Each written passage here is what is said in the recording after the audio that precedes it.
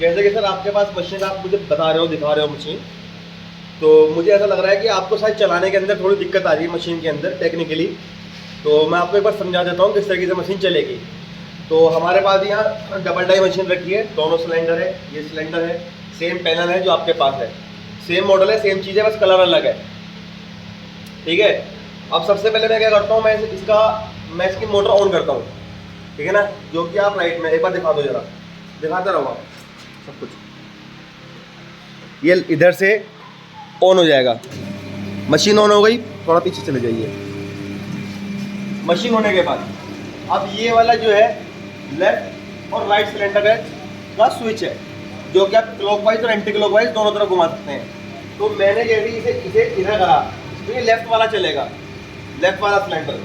इधर ये वाला हमारा ऑटो और मैनुअल दोनों के लिए है।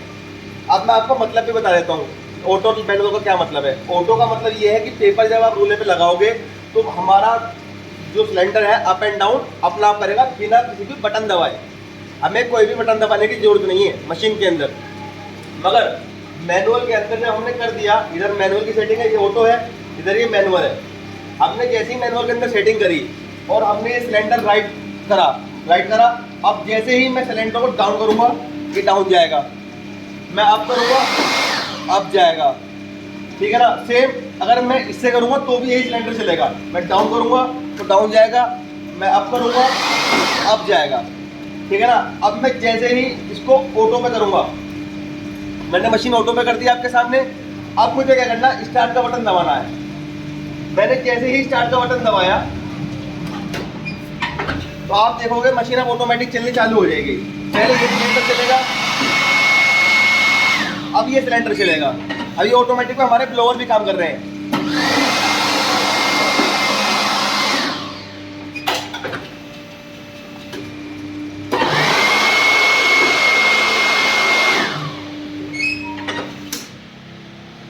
तो अब इसके अंदर इसके अंदर मैनुअल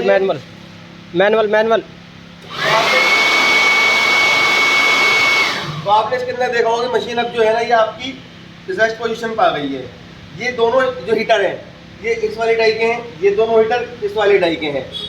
रही इस मीटर की बात, जो आप बोल रहे हो कि आपकी मशीन के अंदर जो आपके पास है इस मीटर के अंदर कोई फॉल्ट है। देखिए आप जो हमें दिखा रहे हैं,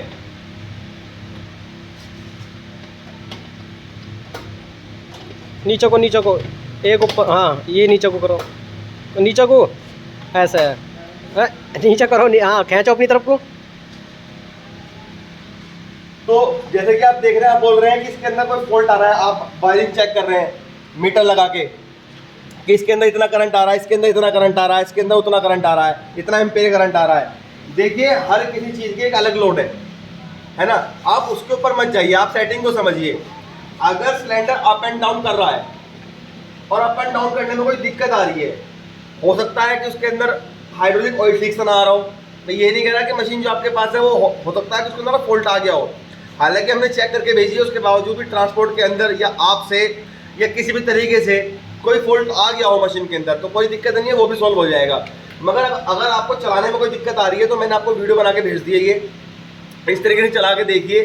तब भी कोई समस्या आती है तो आप हमें ये बताइए क्लियरली कि जो सिलेंडर है, सिलेंडर के अंदर दिक्कत आ रही है या आपको। और देखिए मैं आपको एक बात और बताता हूँ, ये जो मीटर है इससे मैनुअल का कोई लेन देन नहीं है, मैनुअल का इससे कोई लेन देन नहीं है, मैनुअल का इससे कोई लेन देन नहीं है। मगर इसका लेन देन सिर्फ और सिर्फ ऑटोमेटिक से, क्योंकि ये एक तरीके का सेंसर है जो कि सिलेंडर को ये बताता है कि ऊपर कितनी देर रुकना है, नीचे कितनी देर रुकना है, अब सिलेंडर कौन सा वाला चलेगा, अब कौन सा वाला नहीं चलेगा। तो ये ऑटोमेटिकली फंक्शन करवाता है, जो कि हमने इसके अंदर फिटिंग कर रखी है। वो फिटिंग हमने सेट कर रखी है, सिलेंडर कितनी देर अप रुकेगा, कितनी देर डाउन रुकेगा। तो मैं ये समझता हूँ कि आपको मेरी बात बहुत अच्छे समझ में आ रही होगी। उसके बावजूद भी अगर आपको मेरी कोई बात समझ में नहीं आ रही तो आप मुझे एक बार और कॉल कर सकते हो, मैं आपको 10 बार समझाऊंगा, है ना। तो बेफिक्र रहिए इस चीज़ से। Thank you.